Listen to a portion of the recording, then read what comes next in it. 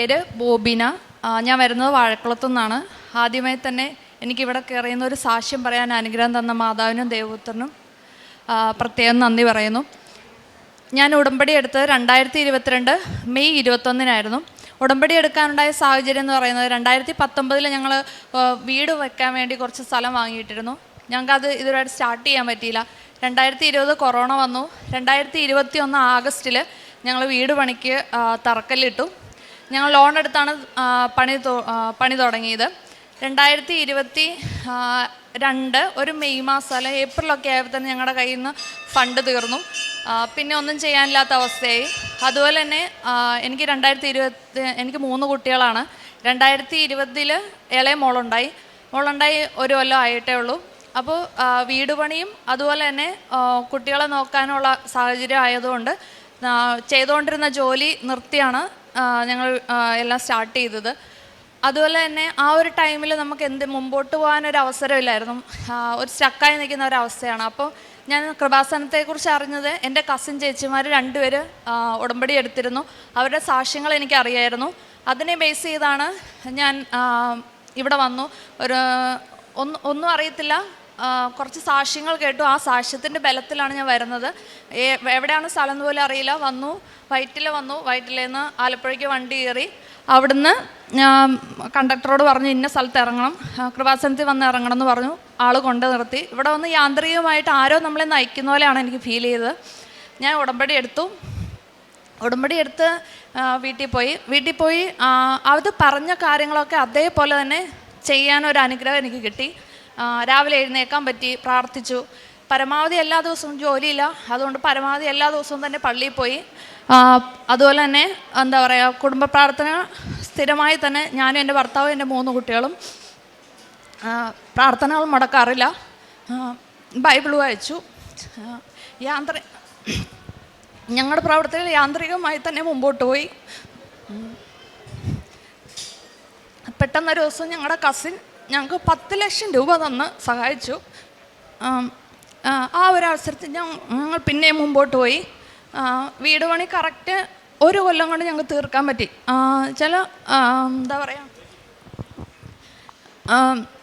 ഉടമ്പടി എടുത്തതിന് ശേഷം എങ്ങനെയാണെന്നറിയില്ല 10 ലക്ഷം രൂപ ഞങ്ങൾക്ക് കിട്ടിയ. ഞാൻ പറഞ്ഞു 2021 ആഗസ്റ്റിൽ ഞങ്ങൾ തുടങ്ങിയ വീട് പണി 2022 സെപ്റ്റംബർ 9 ആയപ്പോഴത്തേക്കും ഞങ്ങൾ കയറിക്കൂടി. അതുപോലെ തന്നെ ആ ടൈമിൽ ഞാൻ പറഞ്ഞു എനിക്ക് ജോലിയില്ലാതെ ഞാൻ LOP ആയിട്ട് വീട്ടിൽ നിൽക്കുമായിരുന്നു. അപ്പോൾ എന്താ സംഭവിച്ചതെന്ന് വെച്ചാൽ ഞങ്ങൾ ഒരു ജോലിക്ക് അപ്ലൈ ചെയ്തു. ജോലിക്ക് അപ്ലൈ ചെയ്തെങ്കിലും കൂടെ അപ്ലൈ ചെയ്ത എല്ലാവർക്കും ഹോൾ ടിക്കറ്റ് വന്നു, എനിക്ക് മാത്രം വന്നില്ല. അപ്പോൾ ഞാനിങ്ങനെ മാതാവ് എനിക്ക് മാത്രം വന്നില്ല. അപ്പോഴത്തേനും ഞാൻ അറിഞ്ഞത് ഒരു തലേ ഞായറാഴ്ചത്തെ എക്സാം ഒരാഴ്ചത്തേക്കും കൂടെ മാറ്റി വെച്ച് അടുത്ത ഞായറാഴ്ചയാണ് എക്സാം എന്ന് എൻ്റെ ഫ്രണ്ട്സ് വഴി അവരുടെ ഹോൾ ടിക്കറ്റ് വന്നപ്പോൾ എനിക്ക് മനസ്സിലായി. അപ്പോൾ എന്ത് സംഭവിച്ചത്, എനിക്ക് ഒരാഴ്ച കിട്ടി. എനിക്കൊരു ഹോൾ ടിക്കറ്റിന് വേണ്ടി വർക്ക് ചെയ്യാൻ വേണ്ടി ഞാൻ അവിടെ ഓഫീസിൽ വിളിച്ചു. എനിക്ക് മാത്രം ഹോൾ ടിക്കറ്റ് വന്നില്ല. അപ്പോൾ അവർ പറഞ്ഞു ഇന്ന കാരണത്താലാണ്. അപ്പോൾ ഞാൻ ക്ലാരിഫൈ ചെയ്ത് കൊടുത്തു. അതിലുണ്ട് ഒരു എക്സ്പീരിയൻസിൻ്റെ പ്രശ്നമായിരുന്നു, അത് ഞാൻ കാണിച്ചു കൊടുത്തു. എനിക്ക് ഹോൾ ടിക്കറ്റ് വന്നു. ഹോൾ ടിക്കറ്റ് കിട്ടിയ ആ ടൈമിൽ തന്നെ ഞാൻ ഒരാഴ്ച ഗ്യാപ്പ് കിട്ടില്ല. ആ ടൈമിൽ തന്നെ ഞാനിവിടെ വന്നു. അച്ഛനെ കണ്ടു. അച്ഛനോട് പറഞ്ഞു, അച്ഛൻ അന്ന് പരീക്ഷയുള്ള എല്ലാ കുട്ടികളെ ഒന്നിച്ചാണ് നിർത്തി. അച്ഛൻ പറഞ്ഞു ഞാൻ അടുത്ത് വരുമ്പോൾ നിങ്ങൾക്ക് എന്താണോ പ്രശ്നം അതെന്നോട് പറയണമെന്ന് പറഞ്ഞു. അടുത്ത് വന്നു. അച്ഛനോട് പറഞ്ഞു അച്ഛൻ ഒരുപാട് സബ്ജക്റ്റ് ഉണ്ട്. അപ്പോൾ അച്ഛൻ പറഞ്ഞു, അച്ഛനൊന്നും പറഞ്ഞില്ല, അനുഗ്രഹിച്ചു വിട്ടു. റിസൾട്ട് വന്നപ്പോൾ 4 പേര് സെലക്റ്റായി. അതിലൊന്ന് ഞാനായിരുന്നു. അതിന് വീണ്ടും ഇൻ്റർവ്യൂ വന്നു. അപ്പം നമ്മൾ പരീക്ഷയ്ക്ക് ചെയ്തതെന്താണെന്ന് വെച്ചാൽ അച്ഛൻ അനുഗ്രഹിച്ചു വിട്ട കാശ് രൂപം കയ്യിലുണ്ട്. അതുപോലെ തന്നെ പരീക്ഷയ്ക്ക് കയറിയപ്പോൾ തന്നെ ഹോൾ ടിക്കറ്റിലും അതുപോലെ തന്നെ തന്ന ക്വസ്റ്റ്യൻ പേപ്പറിലും ഞാൻ ഉടമ്പടി തലം വെച്ച് കുരിശ് വരച്ചിരുന്നു. അതുപോലെ തന്നെ ഇൻ്റർവ്യൂവിന് ചെന്നപ്പോഴും ഇത് തന്നെയാണ് സംഭവിച്ചത്. ഇൻ്റർവ്യൂവിൻ്റെ വിശ്വാസ പ്രമാണം കണ്ടിന്യൂസ് ആയിട്ട് ചൊല്ലിക്കൊണ്ടേയിരുന്നു. എന്താ പറയുക, ഇൻ്റർവ്യൂവിൻ്റെ പുറത്ത് നമ്മൾ ഡോറിലോട്ട് കയറിയപ്പോൾ അവിടെ കുരിശ് വരച്ചു, വിശ്വാസ പ്രമാണം ചൊല്ലി അകത്ത് കയറി ഇൻ്റർവ്യൂ അറ്റൻഡ് ചെയ്തു, പുറത്തിറങ്ങി. അതിലാകെ 2 വേക്കൻസി ആയിരുന്നു ഉണ്ടായിരുന്നത്. എൻ്റെ റാങ്ക് 3ാമത്തെ റാങ്കായിരുന്നു. അതേസമയം ആ ഒരു സെയിം പ്രൊജക്റ്റിൽ തന്നെ വേറൊരു പോസ്റ്റിലോട്ട് ഫസ്റ്റ് റാങ്കുകാരന് കിട്ടി. അപ്പോൾ എൻ്റെ റാങ്ക് വീണ്ടും സെക്കൻഡായി. അപ്പോൾ ഓട്ടോമാറ്റിക്കലി എനിക്ക് ആ വേക്കൻസിയിൽ ജോലി കിട്ടി. ആദ്യം സാലറി വന്നതേ അതിലൊരു പങ്ക് ഞാൻ മാതാവിന് കൊടുത്തതിന് ശേഷമാണ് അത് ഞാൻ എനിക്കായിട്ട് ഉപയോഗിക്കാൻ തുടങ്ങിയത്. അതുപോലെ തന്നെ വേക്കൻസി അപ്പോൾ കട്ടപ്പനയാണ് ജോലി കിട്ടിയത്. എൻ്റെ വീട് വാഴക്കുളത്താണ്. ഒരു കൊല്ലം ഞാൻ സ്ട്രഗിൾ ചെയ്തു. പിള്ളേർ ഇവിടെ പഠിക്കുന്നു, ശനിയാഴ്ച ഞായറാഴ്ച അങ്ങോട്ടും ഇങ്ങോട്ടുള്ള യാത്രകൾ, അങ്ങനെ ആ ഒരു വർഷം കടന്നുപോയി. വീണ്ടും കൂത്താട്ടോളത്തിന് ട്രാൻസ്ഫറായി. അടുത്ത മാർച്ചിൽ കൂത്താട്ടോളത്തിന് ട്രാൻസ്ഫർ ചെയ്യുന്നു. അതുവരെ കണ്ടിന്യൂസ് ആയിട്ട് ഞാൻ ചെയ്തതെന്ന് വെച്ചാൽ മുടങ്ങിയില്ല. ഒരു 3 മാസം കഴിയുമ്പോൾ തന്നെ അടുത്ത 3 മാസം ഞാൻ കണ്ടിന്യൂസ് ആയിട്ട് എടുത്തുകൊണ്ടിരുന്നു. ഇപ്പം എനിക്ക് 9ാമത്തെയാണ്. വെള്ള പേപ്പറാണ്, അച്ഛൻ പറയുന്ന പോലെ വെള്ള പേപ്പറിലെത്തി. അതുപോലെ തന്നെ ആ മാർച്ച് കഴിഞ്ഞു. അടുത്ത 24 മാർച്ചിൽ കൂത്താട്ടോളം എത്തി. 25 മാർച്ചിൽ മൂവാറ്റുപുഴ എത്തി. ഇപ്പം ഞാൻ എൻ്റെ വീട്ടിൽ നിന്ന് 12 കിലോമീറ്റർ ദൂരത്തിലാണ് പോയി വരുന്നത്. എന്നുവെച്ചാൽ എനിക്ക് അനുഭവപ്പെട്ടതെന്ന് വെച്ചാൽ ഏറ്റവും കൂടുതൽ ശ്രദ്ധയോടെ ഞാൻ കേട്ടിരുന്നത് അച്ഛൻ്റെ നമ്മുടെ ഉടമ്പടി പ്രാർത്ഥനയിലെ അനുഗ്രഹ പ്രാർത്ഥനയാണ്, രോഗസൗഖ്യ പ്രാർത്ഥനയാണ് ഏറ്റവും ശ്രദ്ധയോടെ കേട്ടിരുന്നത്.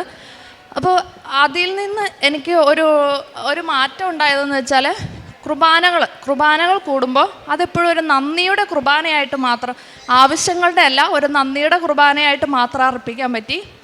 അതുപോലെ തന്നെ എനിക്ക് നടുവേദന ഉണ്ടായിരുന്നു. 3ാമത്തെ മോളുണ്ടായതിനു ശേഷം അച്ഛൻ്റെ പ്രാർത്ഥനകൾ കേൾക്കുമ്പോൾ ഞാൻ നടുവിന് പിടിക്കും, പിന്നെ തൈലമൊക്കെ തൂക്കും. അങ്ങനെ അത് നന്ദി, അച്ഛൻ്റെ അനുഗ്രഹം എനിക്കെപ്പോഴും ഫീൽ ചെയ്തിട്ടുണ്ട്. അച്ഛൻ്റെ പ്രാർത്ഥനകൾ ഒരിക്കൽ പോലും ചൊവ്വാഴ്ചത്തെ ധ്യാനം മുടങ്ങാതെ ഞാൻ കേൾക്കുന്നുണ്ട്. അതിലെ കാര്യങ്ങളും പരമാവധി അനുസരിക്കാനും ശ്രമിച്ചിട്ടുണ്ട്. ഇത്രയും പറഞ്ഞു നിർത്തുന്നു. ദാനിയേൽ പ്രവാചകൻ്റെ പുസ്തകം 3-ാം അധ്യായം. ഇന്ന് അങ്ങയുടെ 3-ാം അധ്യായം 17-ാം തിരുവചനം. ഇന്ന് അങ്ങയുടെ സന്നിധിയിൽ ഞങ്ങളുടെ ബലി ഇങ്ങനെയാണ്: ഞങ്ങൾ പൂർണ്ണ ഹൃദയത്തോടെ അങ്ങയെ അനുഗമിക്കും.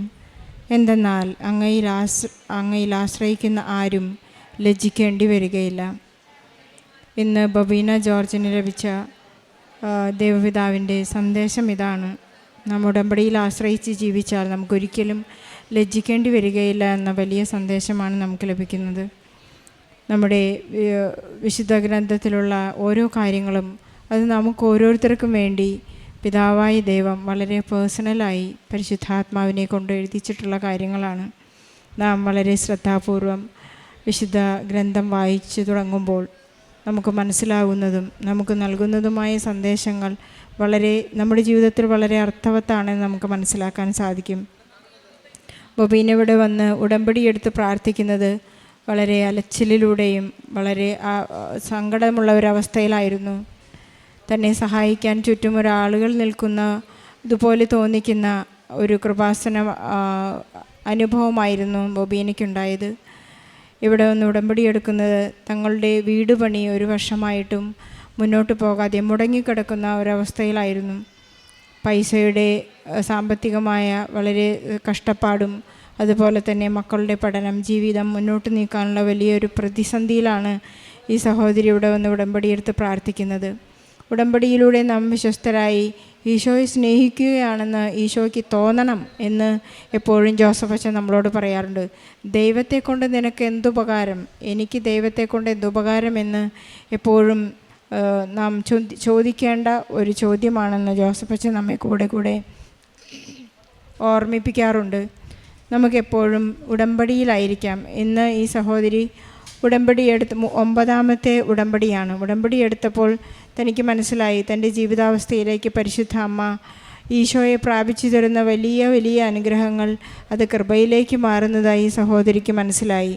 വലിയ വലിയ കാര്യങ്ങൾ ചെയ്യാനുള്ള കൃപ, ഈശോയെ സ്നേഹിക്കുവാനുള്ള കൃപ, മറ്റുള്ളവരെ മനസ്സിലാക്കാനുള്ള കൃപ, വിശുദ്ധ കുർബാനയിൽ എപ്പോഴും സന്തോഷത്തോടെ ഇരിക്കാനുള്ള കൃപ, മക്കളെ സ്നേഹത്തോടെ, ജീവിത പങ്കാളിയെ സ്നേഹത്തോടെ സ്നേഹിക്കാനുള്ള ഒരു കൃപ തനിക്ക് ലഭിച്ചതായി ഉടമ്പടിയിലൂടെ ആ ഒരു ജീവിത ശൈലി തന്നെ തനിക്ക് മാറി. തൻ്റെ എല്ലാ കൊച്ചു കൊച്ചു ആഗ്രഹങ്ങളെയും പരിശുദ്ധ അമ്മ ക്രമീകരിച്ചു തുടങ്ങി.